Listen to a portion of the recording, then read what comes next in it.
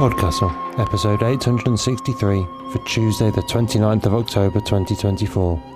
Rated PG.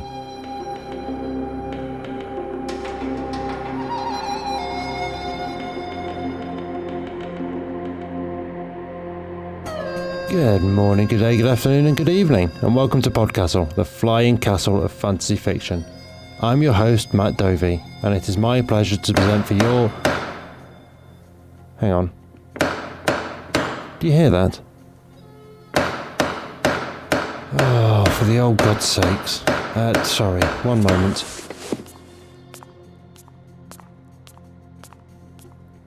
Your interruption shall reap the dragon's... Oh, hello, curtains. What's up?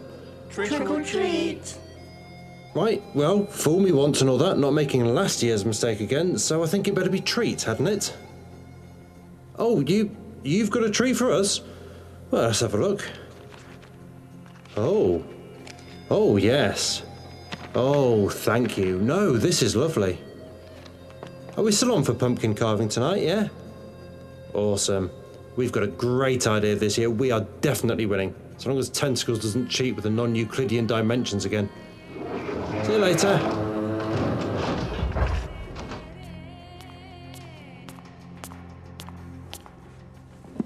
Right, sorry about that.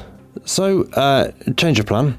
Cast of Wonders dropped by and dropped a story in our lap, and, well, it's my pleasure to present for your enjoyment The Illusionist Tent by H.K. Payne, narrated and produced by Eric Valdes. This story is a Cast of Wonders original. H.K. Payne gets writing inspiration from all sorts of sources, including, but not limited to, random song lyrics, magazine photographs, seemingly benign interactions at the grocery store, and her frequent bizarre and vivid dreams. She has a stack of novels in various stages of editing, an ever-growing list of new ideas vying for her attention, and a tendency to overthink which projects she should be working on. This is her first professional sale. Eric Valdes is a sound mixer, performer, and creative human like you. He has spent the past 2 decades specialising in audio for visual media and was nominated for a Daytime Emmy Award for Outstanding Sound Mixing for his recording work. Eric adores theatrical improvisation, but has also lent his face and voice to films, commercials, songs and plays that may actually have been written beforehand. Eric journeys through life with his author wife Valerie Valdes, their 2 frighteningly high-energy offspring, and their 2 thankfully low-energy cats. Catch him making up silly songs on Saturdays on twitch.tv/thekidsareasleep, or stare in wonder while he anxiously avoids posting on Twitter and Instagram at Intensely Eric. And now pay attention, for our tale is about to begin. And how did you get in here anyway?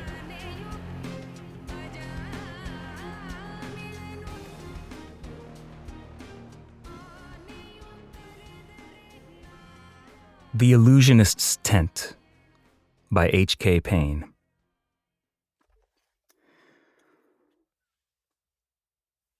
I was told we had the night off, but I guess no one told you kids that.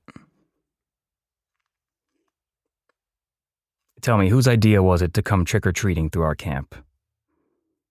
I suppose it was yours, since you're the only one here. You do realize we're a bunch of broke circus performers, don't you? Well, since you're here, we might as well get this over with. Which do you want?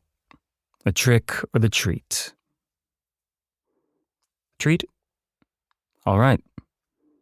Let's see. What have I got? Here you go.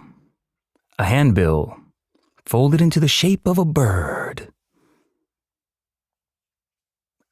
What do you mean it doesn't look like a bird?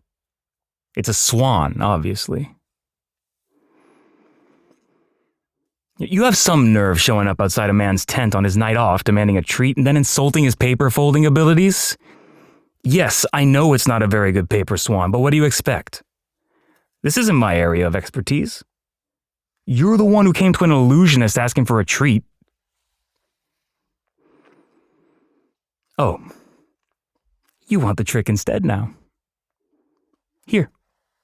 Poof. The swan vanishes. Well, of course you've seen that trick before. Any illusionist worth their salt can make a badly folded paper swan disappear. Did you think I was going to give you a big finale act? You've got to buy a ticket for that. Well, I'm feeling generous, so I'll humor you with another trick. Check your pockets. Hey now, calm down. It's not like you had much money in there. And here it is. Have it back. That's another treat. What are you scowling for? If you wanted candy, you should have gone to a normal neighborhood like all the other kids. Why didn't you go with all your friends? Oh. I guess that's a sensitive subject for you. Kids, huh? I get it.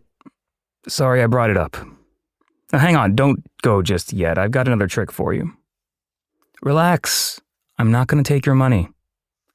What's the fun in doing the same trick twice? There. Look at that. The whole night sky inside one tiny tent. A trick and a treat, all in one. Yeah, you can come in if you want. Just leave that open. I get claustrophobic. It's nice, isn't it?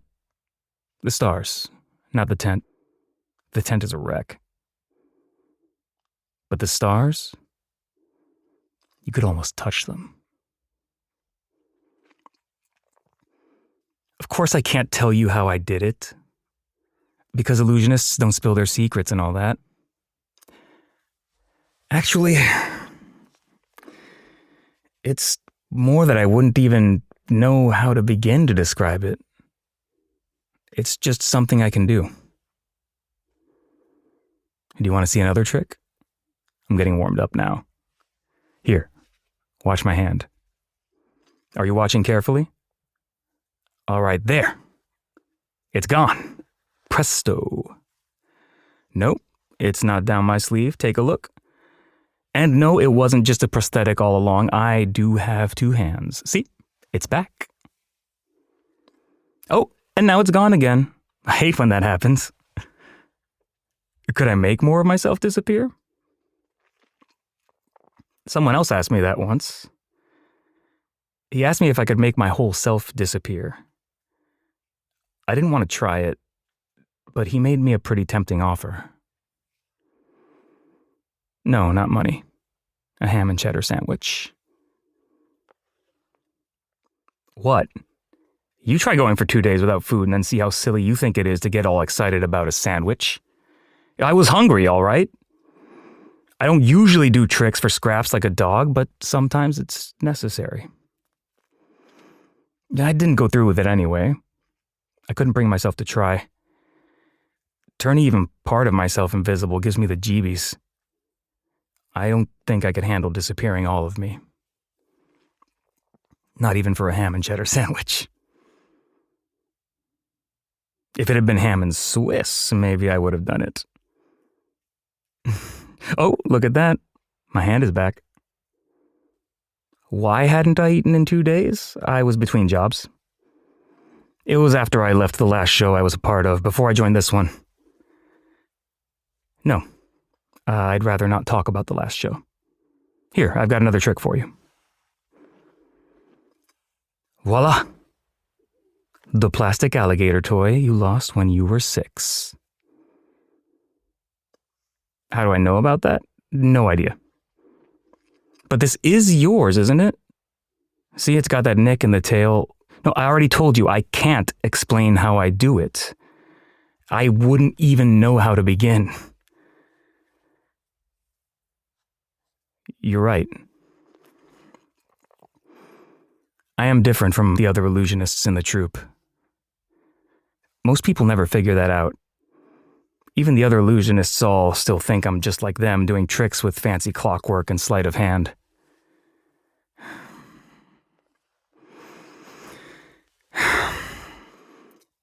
Maybe they think that because I made them think that. I'm not sure. Once they figure it out, if they figure it out, I guess I'll have to leave again. Like I left the last show. Oh, you want to know if the last show kicked me out? You mean like they realized I was a fake illusionist and they kicked me out of the show for it? No. No, they didn't. You want to know?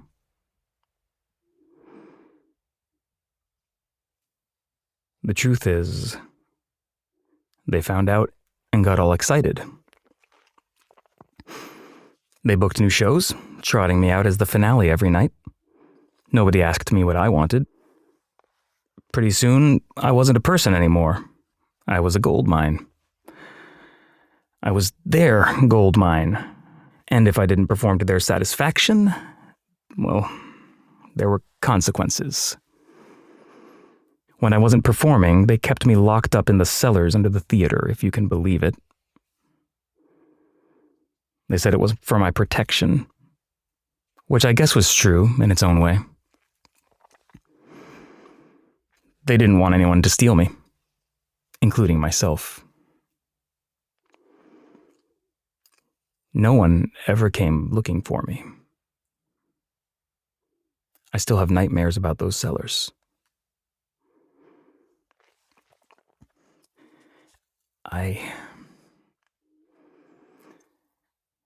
I've never told anyone that before. I'm sorry, I didn't mean to scare you. How did I escape?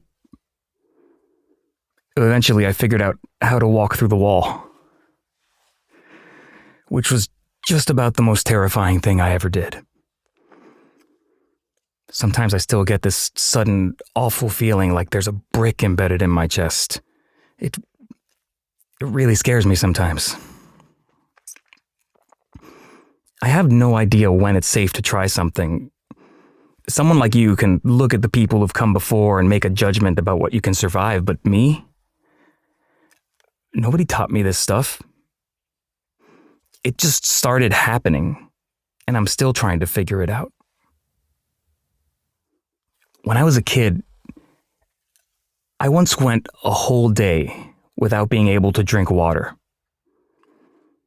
Every glass of water I touched just evaporated, glass and all, for no reason. And at night I used to scare myself making the shadows on the walls move. I didn't realize I was doing it, of course. I always thought it was some kind of monster, and I would hide under my blankets, waiting for it to come get me. Look at me. I'm shaking. I really don't usually talk about this stuff. No, I never talk about this stuff. I don't know why I'm telling you any of this. What? That's my name. How do you know my name? Why did you come here tonight? Of all the places you could go trick-or-treating, of all the tents you could have gone to, why did you come here? Why did you choose the smallest, shabbiest tent? The tent of some second-rate sideshow performer? Anyone else would have scrounged up some taffy or a lollipop and sent you on your way. But you came here. You came here and suddenly I'm telling you things I have never told anyone. Did you make me say all that? I don't mean on purpose, but in a way you can't explain. Because you wanted to know, didn't you? You wanted to know if I was... Because...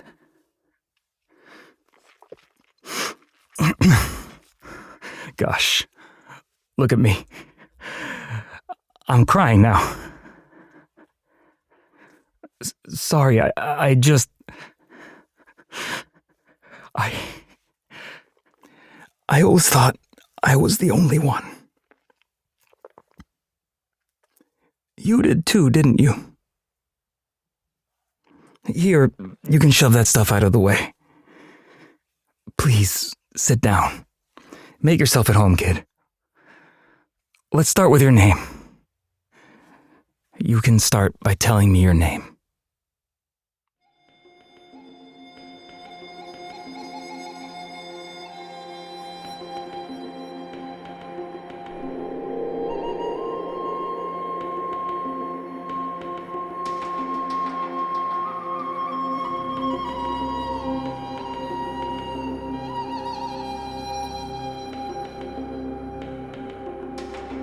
And welcome back. That was The Illusionist's Tent by H.K. Payne, and if you enjoyed that like I did, then I'm afraid that was, as mentioned, her first professional sale. And congratulations on that count. But despite my best efforts, I can't scale up anywhere to follow her online. HK, if you're listening, let the Cast of Wonders folk know where your website or social media are, then people can follow you from your bio page on their site. Thank you, PodCastle. That story was a really nice counterpoint to the story we heard over at Pseudopod Towers yesterday. Instead of false friends pushing a kid into a bad situation, we've got two lonely individuals finding a connection on Halloween night. The single-sided conversation is a great device to develop intimacy with the audience, but it also fits really well with the nature of the illusionist magic of making things happen. This is the kind of story that, to me, feels like it's just touching on the edge of something really important. How growing up is all about gaining the power to affect the world around us, and how terrifying that is when we still feel powerless and unseen. It's a sort of story which could have taken a really sinister turn, but instead focuses on showing the power of mutual understanding and empathy. This one was definitely a treat. Thanks, Kath, and the Cast of Wonders team as a whole, and I'm relieved to hear it's not just us getting gatecrashed. I guess I should warn Kitty and Lasers. Then again, more fun not to. Better just listening to them this week too and see what occurs, eh?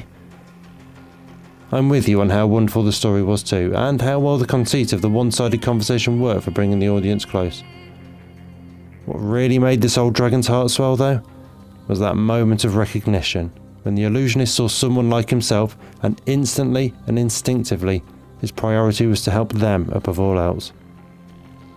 Being neurodivergent in this world is a tough old thing, but one of the delights of it is getting to live this moment over and over, of instinctively recognising someone else as like you, and gently broaching the topic by discussing your own struggles, and you can see the moment of hesitation where they want to bring it up and ask about it, and then is the magic part, where you can tell them that they're not broken, that it was never their fault, that they are not alone nor uniquely flawed, but have just been forced by so many people for so many years to fit into a shape that doesn't suit them, that they've ended up forcing themselves to. And you can help lift that weight off their shoulders, and though, like the illusionist, you may not know how you do it yourself, you know you can still help just by showing them they're not alone. And really, it is amazing how much that does help. It takes courage, sometimes, to hang your own identity out in public so that people might approach you for the conversation. But my goodness, does that vulnerability ever get repaid with the good you can do for others? I thoroughly recommend it, whenever you can.